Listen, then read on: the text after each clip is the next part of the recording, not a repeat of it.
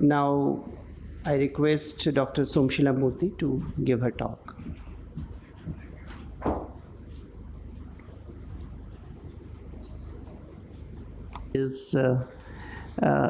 I know recently ma'am has changed her venue from Hyderabad to Mumbai. Is it true, ma'am?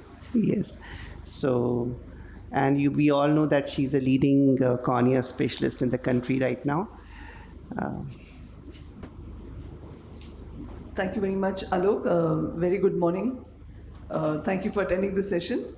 And also thanks to IKIDA for putting together this course and for giving us the opportunity. So it's wonderful to see a full hall. And I think I think you're teaching to the walls, ma'am. The timing of the session and the day has really contributed to having a full hall. So my topic is about both surgical complications as well as surgery as well as complications in allergic eye disease or in VKC.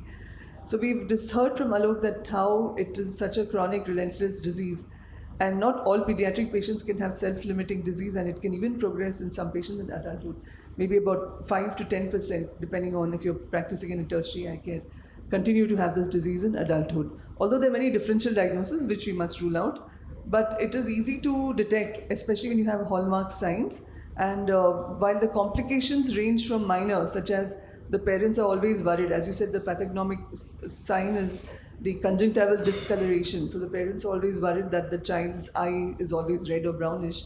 But you can also have major complications such as glaucoma, cataract, there can be corneal scar, there can be infectious keratitis, and the ocular surface being unstable in such diseases. You can eventually have dry eye or even stem cell deficiency. And in fact, all of these complications can lead to irreversible loss of vision. So coming on to the topic at hand, that is, when do we need to resort to surgical intervention? So this is required in case you have a very recalcitrant or very bothersome giant papillary conjunctivitis, in shield ulcer, as Alok had mentioned. Also, you would need surgery not related to the allergy itself, but due to the steroids, such as surgery for cataract, surgery for glaucoma. And we have seen a lot of association with keratoconus and ectasia in these children, as well as you need surgery for limbal stem cell deficiency and if you have infection in some cases. So one of the ways in which I still resort to using supratarsal steroid injection, especially in a sort of an older pediatric patient, it's a very easy technique, and I would recommend this because what happens is that as soon as you give this injection to the children, almost you have a very quick resolution. In fact, by the next day itself, they get much more comfortable. So here what you do is, usually under general anesthesia, you evert the upper eyelid and find the space just between the supratarsus area, and you can inject here. You can see him comfortably injecting almost close to a cc. You can inject 0.5 to 1 cc of the injection, and you can go in a couple of areas if the needle gets stuck. Sometimes it gets stuck in a couple of areas because you reach the hard tarsus. So you can go in 2 or 3 areas and give small aliquots till you reach about 0.5 or 0.75. You can use triamcinolone, or sometimes I also use depot methylprednisolone because the IOP raising tendency of methylprednisolone is slightly lower. So just for safety's sake, and of course you must monitor the intraocular pressure. And with this you can sometimes get even a 6-month quiet period for these pediatric patients, which is very important, so they can attend school. What happens is, if sometimes you get older children and the papillae are very chronic, very flat top like this cobblestone. So these patients can have, this was a particular patient where we had repeated allergy. I'll just come to this case. So the other techniques described for giant papillae include simple excision or cryoablation, or with the combination of cyclosporin supratarsal injection or intraoperative mitomycin C for some of these cases. Conjunctival autograft have also been tried. This is one patient where conjunctiva has just been applied. Amniotic membrane has also been applied.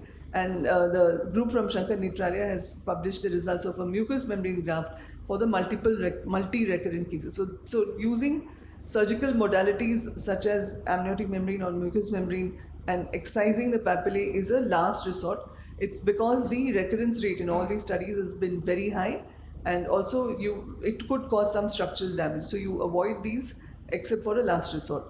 say perhaps papillae like this. So we had this patient with really giant papillae, was 16 years old and had VKC, very bad VKC since age 12. And the patient also kept on developing shield ulcers, was rubbing the eyes almost all the time and was unable to perform well at school, and the child had gone into depression. So what we did is we tried steroids, including oral steroids. It didn't help much in terms of the eye problem, and so we went ahead and we did a gentle surgical excision and applied a double layered amniotic membrane and gave a supranasal injection, and this gave the child a lot of relief. In fact, after that, the patient did not have a very severe disease course. It was always mild, and we followed up this patient, and the child is now 22 years old and completed engineering also. What about shield ulcer? In the case of shield ulcer, you usually don't need to perform surgical therapy for a grade 1 shield ulcer. So you need to, that is grade 1, where the base is very translucent. That simply improves by sometimes a bandage, contact lens, and topical steroids. But when it's grade 2, 2A or grade 3 ulcers where there's a huge plaque, so these lesions will not improve just by medical management, and you will need to surgically remove that. We also have used amniotic membrane just to improve the time towards healing. So this, and sometimes the shield ulcers can also get infected, so you should watch out for that. This was a child who came to us, an 8-year-old girl with bilateral bad VKC. And the right eye, you have, of course, the shield ulcer, but look at the base of the ulcer, looks very unhealthy. And you saw here that there's almost like a satellite lesion, you can see. So this child also had gram-positive cocci infection, and this child had the cobblestone papillae. Luckily, there was rapid improvement to topical antibiotics, and subsequently we also started steroids for this child. So when we looked at our data on clinical outcomes and complications of shield ulcers, what we saw is that although grade 1 ulcers responded to medical therapy alone, grade 2 were sitting on the bench in the sense that they might need additional surgical therapy. But grade 3 ulcers, you cannot use medical therapy. You have to use surgical therapy, which includes debridement. And we used amniotic membrane so that we could have a more rapid re-epithelialization. And this is a similar study where we looked at more patients who had multiple complications, about a cohort of close to 500 patients. These patients had corneal scar in about 10% patients, keratoconus in about 6%, and cataract and glaucoma in some of these patients. And as well as when you looked at all these complications that I've listed here put together, almost 1/3 of this group in our cohort seem to have from minor to major complications. So what this brings us to the subset of a challenging VKC, which is VKC with keratoconus. What's the problem here is that we know that eye rubbing is associated with keratoconus in terms of either its development or certainly its progression. It's instrumental in progression, and early collagen cross-linking is indicated. But we should not cross-link when the allergy is extremely active. So try our best to get the allergy under control. Use topical steroids, sometimes even oral steroids or immunomodulators is what we use, and then try to do the cross-linking. So here we also know that when we do cross-linking, there is still an increased incidence of having post-operative haze. There's higher chances of failure. And even in spite of cross-linking, sometimes you might have acute eye drops. Certainly, we have many pediatric patients coming in with eye drops in one eye and keratoconus in the other eye. So this is the typical scenario. And you know that when you have a bad eye drops with a dense scar, this child is destined to have a lamellar or a full thickness keratoplasty in the future. So this is some of the cases with one eye advanced keratoconus, other eye presenting with eye drops. This is another patient with one eye advanced keratoconus and eye drops in the other eye. So these are the pediatric patients sometimes that come to us. Sometimes they can have association with Down syndrome or other such diseases, which makes it even more difficult to manage the patient. So this was a 10-year-old girl with Down syndrome who had acute eye drops in the right eye and advanced keratoconus in the left eye. So while the left eye, we decided to do cross-linking, and we did that. But before that, we wanted to do something for the eye drops, because you know it takes a very long time if you leave this alone for medical management alone for the eye drops to get spontaneously resolved. So this is the OCT showing the large pockets of fluid. In fact, you can't even see the back of the cornea here because of the extreme edema. And we did C3F8 injection for this child, but it did not seem to resolve. So we did another second C3F8 injection, as well as compression of the fluid out.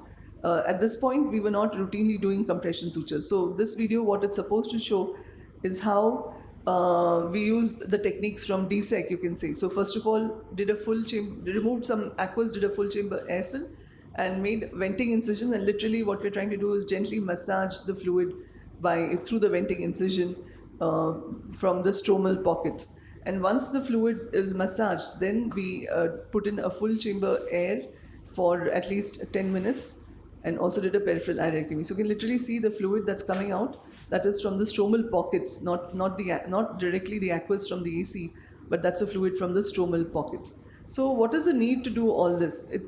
It'll anyway resolve, isn't it? But till then, the child is going to be not seeing at all. The parents are very, very concerned when they have this very dense white opacity, and they keep demanding some kind of therapy for this. So in our results, we've seen that when we do C3F8 or air injection, air desmetopexy, the time to the healing of the hydrops is cut down by 50%, by half. So normally if hydrops takes 3 to 4 months to heal, here you can look at a 6-week improvement in hydrops. So this is the subsequent step where we put a complete air fill and did a peripheral irectomy to make sure, because you're going to leave a lot of air inside the eye, and did a peripheral irectomy to make sure that we don't have pupillary block subsequently. And luckily for us, the second time this technique worked very well, and the child had a central corneal scar, and with fairly good vision, 20/50 vision with a contact lens.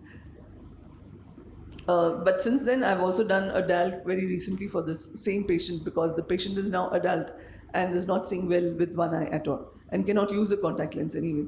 So what about compression sutures? So since maybe the past 3 years or so, we have moved on, which is an old technique. Compression sutures was described very well in the past, and we weren't doing it for some reason because we didn't have much belief in it. But one of our group, Dr. Zurita Chaurasia, looked at its role and very scientifically studied it. So what we saw is that if you combine compression sutures, especially in large hydrops, we have a much rapid resolution of the fluid even within a few weeks itself when it works. So here the technique is that you're not depending on air decompression, you're depending more on the sutures to compress the cornea. And here in our small series which we have published, all cases showed a remarkable recovery within 1 hour to 1 week. What about limbal stem cell deficiency? Yes, it happens in a small subset of patients. And here also we need to resort to the same techniques that are required to deal with limbal stem cell deficiency. So glaucoma and cataract are complications related to steroids, and these will require the routine management. In some of these cases, we would require a surgery also for glaucoma. And it's a limitation because we can't use steroids at all for these patients. It's very hard sometimes to control allergy. So we rapidly shift to oral agents, sometimes short course of oral steroids followed by immunomodulator therapy to keep the allergy under control. And for steroid, the cataract formation due to steroid-induced cataract, the problem here, especially if the patient has, say, keratoconus, or even the cornea is irregular, so the IOL power calculation can be quite a challenge. So here was a patient where the standard power of the intraocular lens was coming up as 14 diopters, but the actual IOL power, the patient was a high myope also, was -2 diopters. So imagine if you had used just the standard keratometry and gone ahead and done surgery, you would have had such a huge mismatch between the actual IOL power. So IOL power calculation becomes very challenging when you have a combined situation of VKC with keratoconus, because even because of keratoconus, the Mayas are anyway going to be irregular, and because of VKC, the surface also is poor. So that's all I had to share. Thank you very much. Thank you, Dr. SOMASHEILA. Very wonderful illustrative presentation. There are one point which I want to know: how do you manage post-op rise in IOP, especially in young patients? You know, we have seen a lot of patients who, especially the youngsters, sometimes they don't resort to sometimes, you know, the management becomes difficult for them. So what your first line of management for reducing the pressure? And second is what is the immunosuppression that you offer when, or your preferable choice of immunosuppression in such patients? So for the post-operative, for the pressure rise, we have to, of course, first of all, always monitor the intraocular pressure whenever we're using steroids for these patients. And if they have raised pressure, then we use the routine IOP lowering agents But more importantly, we'll have to now resort to using minimal steroids. Most of the time it's due to a steroid response.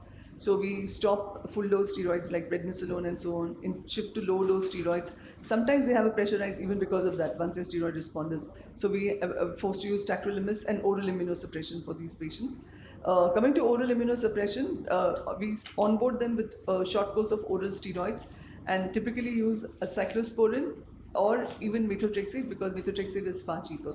And these drugs work very well. What about mycophenolate mofetil? Yeah, Does it so work? because of the cost, that's right. Because of the situation where I come from, many patients somehow in the not are very not affording. So it seems like the mid to low socioeconomic patients generally have very much more severe allergy as compared to the affluent patients. And MMF is expensive, as you know. So is cyclosporin. So that's the reason why. Otherwise, yes, MMF would have been pretty much a drug of choice for these patients. And what's the dosage that you start with methotrexate? So methotrexate, we'd start with 7.5 milligram per week, and maybe take it up to 10 milligram as a child grows older. So it doesn't need a very high dose. A smaller dose is sufficient. If it's cyclosporin, it's about 1.5 milligram per kg body weight. And what will be the duration of management?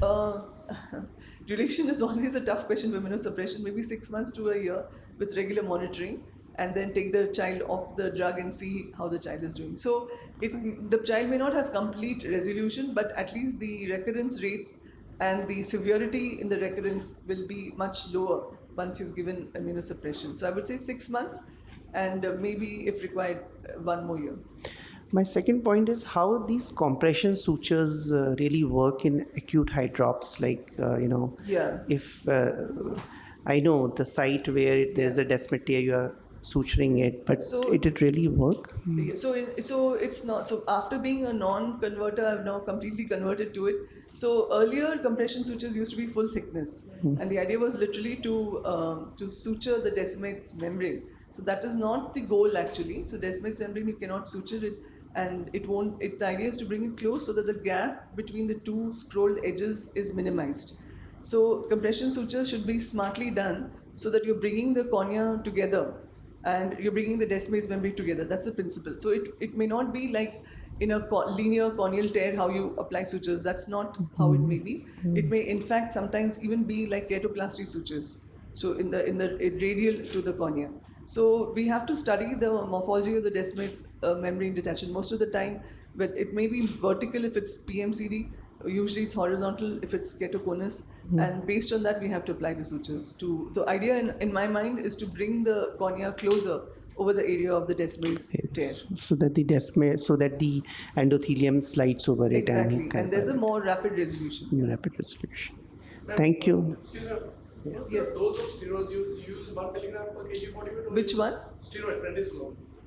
Yes, yeah. Usually 0.75 also will work, so you don't need a high dose of oral steroids. So 0.75 milligram or 0.5 to 0.75, but for a short course. Can you combine cyclopamine with tacrolimus or you can't combine? No, so most of us have stopped using cyclomune because I think cyclosporin, because we used to use it when nothing else was there. But I think once we got tacrolimus, most of us have switched, and I'm sure Dr. Namrata also might tell us, but most of us have switched to tacrolimus. We find it's much more beneficial, and you can use it either in the eye, or if the child doesn't tolerate it, you can ask the parents to apply it as it's actually a skin preparation, so over the top of the upper lid. And this is very beneficial in all time. Earlier, I used to think that it's more for the palpebral type of VKC.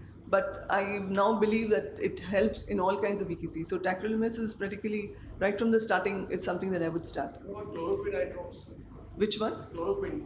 No experience, and I don't know if it works. Sorry. And ma'am, in addition to that, I think cyclosporin, we have to give little on the higher dosage in VKC and all that, which is not commercially available. Probably it's because of the dosage that is very low that it doesn't work. It's not that the drug may not work. It should work because it's a T cell mediated delayed hypersensitivity kind. So ideally it should work. And oral cyclosporin does work. So I think it's more to do with the dose being small and the drops sting a lot for these pediatric patients. So they complain and the compliance goes down. But now we have tacrolimus as 0.03%, I think. So is it okay for the VKC patients or? that doses? Like you're told just skin preparation, and now we have opthal preparation also. Right. So even with the ophthalmic preparation, some of the kids complain Okay, about that you have to apply. intolerance here. Thank you. Thank you.